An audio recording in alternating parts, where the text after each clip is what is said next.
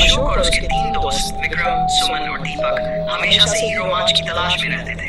एक दिन उन्हें गांव के बुजुर्गों से एक पुरानी हवेली के बारे में पता चला, जो गांव के किनारे एक घने जंगल में स्थित थी। कहा जाता था कि उस हवेली में कोई नहीं जाता, क्योंकि वहां जाने वाले लोग कभी वापस नहीं आते।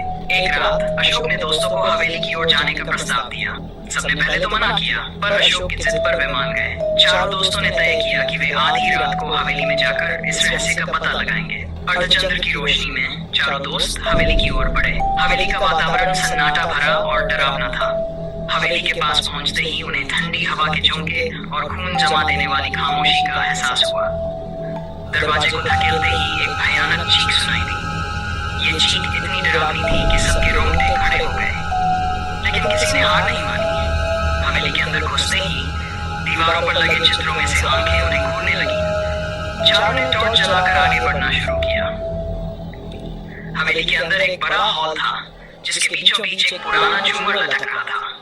अचानक से झूमर हिलने लगा और दरवाजे अपने आप बंद हो गए। चारों दोस्त फंस चुके थे। तभी विक्रम को हवेली की एक दरार से किसी के चलने की आवाज सुनाई दी। वह आवाज धीरे धीरे तेज होती गई। अचानक एक साया उन पर हमला करने के लिए आगे बढ़ा। विक्रम ने डर के मारे भागने की कोशिश की, लेकिन वह गिर पड़ा। वह साया एक कंकाल था, जिसकी आंखें जल रही थी और उसके मुंह से खून टपक रहा था।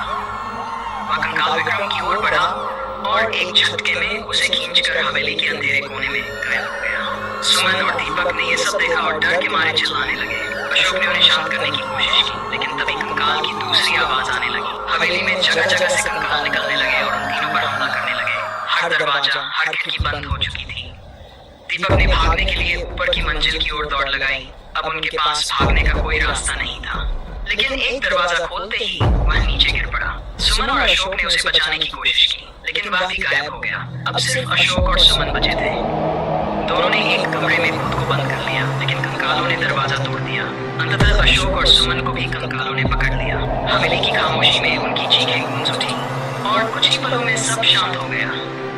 गांव में अब तक कोई नहीं जान पाया कि उस रात उन 4 दोस्तों का क्या हुआ, परंतु अब लोग उस हवेली के करीब भी जाने से डरते हैं, क्योंकि हर रात वहां से डरावनी चीखें सुनाई देती हैं, जो हवेली के भूतिया रहस्य को जिंदा रखती हैं।